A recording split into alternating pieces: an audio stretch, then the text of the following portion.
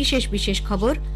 কর্মরত অবস্থায় অসাবধানতাবশত পাকিস্তান সীমান্ত পেরোনোয় আটক ভারতের বিএসএফ জওয়ান পূর্ণম কুমার সাউকে আজ সকালে পাকিস্তান ভারতে ফিরিয়ে দিয়েছে। সুপ্রিম কোর্টের বিচারপতি ভূষণ রামকৃষ্ণ গাভাই ভারতের 52তম প্রধান বিচারপতি হিসেবে শপথ গ্রহণ করেছেন। অপারেশন সিন্দুর বিষয়ে অবগত করতে আজ দেশের 3 বাহিনীর প্রধান ও চিফ অফ ডিফেন্স স্টাফ রাষ্ট্রপতি দ্রৌপদী মুর্মুর সঙ্গে দেখা করেছেন। বাংলাদেশে পাকিস্তানের হাই কমিশনার সৈয়দ আহমেদ মারুফ অপ্রত্যাশিতভাবে ছুটিতে যাওয়ায় বাংলাদেশের কূটনৈতিক মহলে চাঞ্চল্য ছড়িয়েছে। অরুণাচল প্রদেশের অভ্যন্তরে কিছু স্থানের নতুন নামকরণের চীনের অবাঞ্ছিত প্রচেষ্টাকে ভারত খারিজ করে দিয়েছে। আসছি বিস্তারিত খবরে। কর্মরত অবস্থায় অসাবধানতাবশত পাকিস্তান সীমান্ত পেরিয়ে আটক ভারতের জওয়ান পূর্ণম কুমার সাউ আজ সকালে ভারতে ফিরে এসেছেন।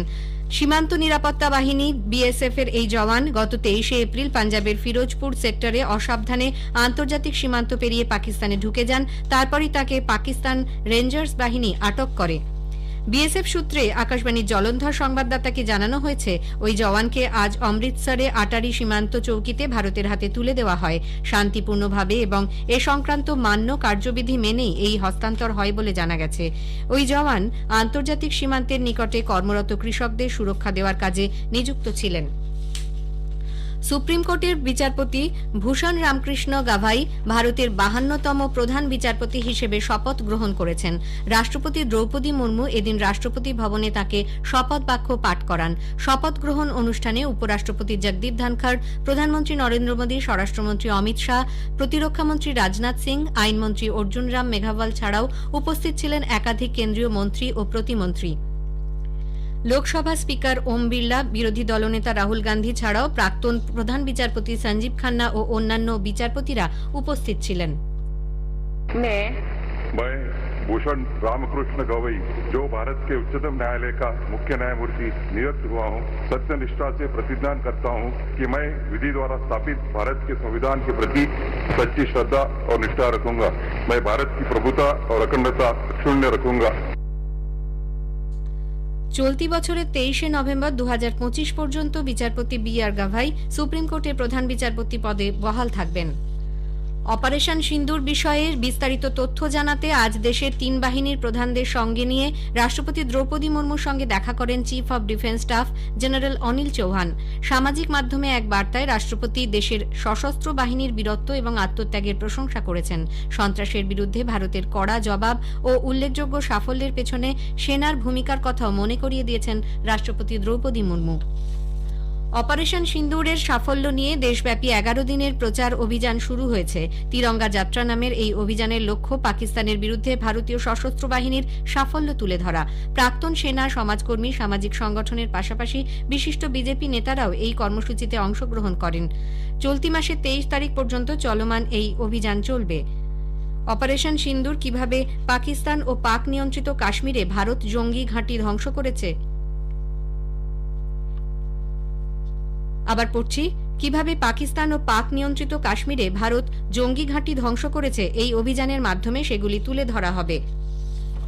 খুচরো মুদ্রাস্ফীতি ও ভূ রাজনৈতিক উদ্বেগ কমায় আজ সকাল থেকে সেন্সেক্স ও নিফটি কিছুটা বেড়েছে। শেষ খবর পাওয়া পর্যন্ত বিএসআই সেন্সেক্স 351 পয়েন্ট বেড়ে 81,499 পয়েন্ট ও এনএসই নিফটি 131 পয়েন্ট বেড়ে 24,709 পয়েন্টে দাঁড়িয়েছে। পাঞ্জাবের অমৃতসরের মাজিথায় বিষাক্ত মদ্যপান করে মৃতের সংখ্যা বেড়ে 23 হয়েছে। হাসপাতালে চিকিৎসাধীন আরও 13 জনের অবস্থা স্থিতিশীল রয়েছে বলে অমৃতসরের সিভিল সার্জন ডাক্তার কিরণদীপ জানিয়েছেন। তিনি বলেছেন যে মাজিথা এবং থ্রেওয়াল এলাকার 7টি গ্রামে বাড়ি বাড়ি ঘুরে সমীক্ষা চালানো হয়েছে। ওই 7টি গ্রামের অধিবাসীরাই এই ঘটনায় সর্বাধিক ক্ষতিগ্রস্ত হয়েছেন। গতকাল পর্যন্ত 20 মদ চক্রের প্রধান হোতা সহ 10 জনকে গ্রেপ্তার করা হয়েছে। পুলিশ এই ঘটনার বিস্তারিত তদন্ত চালাচ্ছে। মুখ্যমন্ত্রী ভগবন্ত সিং মান বলেছেন, এই ঘটনায় দোষীদের কঠোর শাস্তি দেওয়া হবে। এর পেছনে কোনো রাজনৈতিক মদত কাজ করেছে কিনা তা খতিয়ে দেখা হচ্ছে। ঘটনায় মৃতদের প্রত্যেকের পরিবারকে 10 লক্ষ টাকা করে আর্থিক সহায়তা দেওয়ার কথা ঘোষণা করেছে সরকার। খবর শুনছেন আকাশবাণী কলকাতা কেন্দ্র থেকে। আমাদের সংবাদ শোনা যাবে ইউটিউব চ্যানেল আকাশবাণী সংবাদ বাংলা, ফেসবুক ও ইনস্টাগ্রাম আকাশবাণী সংবাদ কলকাতা এবং এক্স হ্যান্ডেল AIR নিউজ কলকাতাতে। বাংলাদেশে পাকিস্তানের হাই কমিশনার সৈয়দ আহমেদ মারুফ অপ্রত্যাশিতভাবে ছুটিতে যাওয়ায় বাংলাদেশের কূটনৈতিক মহলে চাঞ্চল্য ছড়িয়েছে। বাংলাদেশের দৈনিক সংবাদপত্র প্রথম আলোতে প্রকাশিত খবরে জানা গেছে, সৈয়দ মারুফ 11 মে সকালে ঢাকা থেকে দুবাই হয়ে ইসলামাবাদে চলে যান। ওই দিনই পাক হাই কমিশনের পক্ষ থেকে এই ঘটনার কথা বাংলাদেশের বিদেশ মন্ত্রককে জানানো হয়। কূটনৈতিক সূত্র উদ্ধৃত করে গণমাধ্যমে প্রকাশিত সংবাদে জানা গেছে, পাক হাই কমিশনের ব্যক্তিগত সফরে এক বাংলাদেশি মহিলা আধিকারিকের সঙ্গে কক্সবাজার যাওয়ার প্রেক্ষিতে তাকে জরুরি ভিত্তিতে দেশে ফিরিয়ে আনা হয়। ইসলামিক জেহাদ মুভমেন্টের সশস্ত্র শাখা আল কোয়ার্ডস ব্রিগেড ইসরায়েলের একাধিক শহরে হামলা চালিয়েছে। সংগঠনটির দাবি, গাজার খান ইউনিসে ইউরোপিয়ান হাসপাতালে ইসরায়েল যে বিমান হামলা করেছে তার পাল্টা হিসেবে এই হামলা চালানো হয়েছে।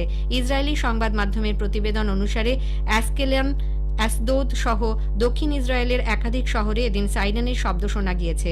ইসরায়েলি সেনা জানিয়েছে, গাজা ভূখণ্ড থেকে ছোঁড়া দুটো ক্ষেপণাস্ত্রকে নষ্ট করা হয়েছে, তবে তৃতীয় ক্ষেপণাস্ত্রটি একটি ফাঁকা জায়গায় গিয়ে পড়ে। এই হামলায় কোনো ক্ষয়ক্ষতি বা হতাহতের খবর নেই। এই পরিস্থিতির জেরে জাবালিয়া শহর ও উদ্বাস্তু শিবিরের বাসিন্দা এবং সেন্ট্রাল গাজার আশেপাশের বাসিন্দাদের দ্রুত এলাকা ছেড়ে চলে যাওয়ার নির্দেশ দিয়েছে ইসরায়েলি সেনা। অরুণাচল প্রদেশের অভ্যন্তরে কিছু স্থানের নতুন নামকরণের চীনের অবাঞ্ছিত প্রচেষ্টাকে ভারত খারিজ করে দিয়েছে।